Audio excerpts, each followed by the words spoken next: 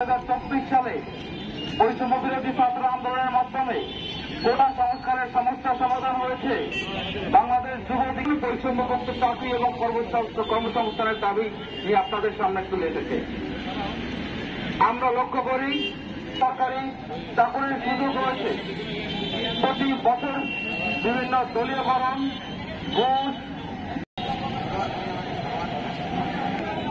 সংগ্রামী সাথীবন্ধুগণ, পরিষদ, বাংলাদেশ যুব অধিকার পরিষদ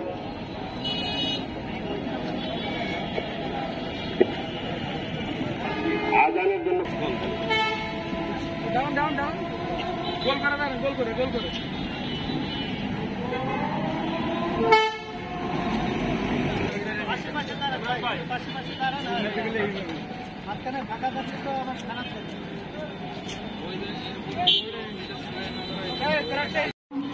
সেটা সমাপ্ত হয়েছে 2024 সালে। বাংলাদেশে তারা সর্বোচ্চ দেশের জন্য। আসসালামু আলাইকুম। আজকের এই মানববন্ধন একটি বৈষম্যমুক্ত চাকরি এবং কর্মসংস্থানের পর একটা ডিউটি সেখানে যেতে হয়।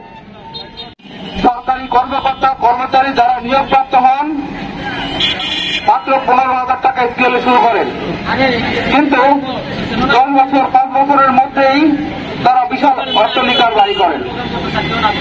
আপনি যদি তার সারা বছরের এবং রিটায়ার করা পর্যন্ত তার বেতন এগুলোকে যোগ করেন, সেটা সব মিলিয়ে একটি বর্তমান বাজার মূল্যে একটি বাড়ি তার সম্ভব হয় না। তখন আমাদেরকে কি পরিমাণ ঘুষ দিতে হয়? তাহলে মসজিদ থেকে যদি সত্যি কথাগুলো বলা যেত তাহলে এই স্বাধীনতা আরো আগেই চলে আসতো। সুতরাং এই মসজিদে যেন কোনো মতেই কোনো দল করে কোনো কমিটি গঠন করা, অমুক দলের কমিটি, এগুলোকে বিসর্জন দিয়ে সত্যের পথে যত সবাই থাকতে পারে সেই দিকে নজরদারি করতে হবে। এবং কিংবা নিয়োগ বাণিজ্য কিংবা প্রমোশন বাণিজ্য এটার আর প্রয়োজন পড়ে না। সুতরাং আমরা অনেকেই লক্ষ্য করবেন, আমাকে যদি সেখানে বেনাপোল বন্দরে নিয়োগ দেওয়া হয় তাহলে আমার ইনকামটা ভালো হবে। সুতরাং যে ব্যক্তি নির্ধারণ করে যে আমি আমার ঘুষ দিয়ে আর এক জায়গায় ট্রান্সফার হব, তাহলে তার লক্ষ্য থাকবে না দেশের জন্য কাজ করা। বাংলাদেশে আমরা ইতিমধ্যে লক্ষ্য করেছি যে চাকরির বয়স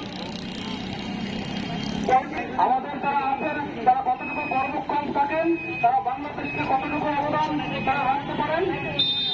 সুতরাং যৌক্তিক দাবি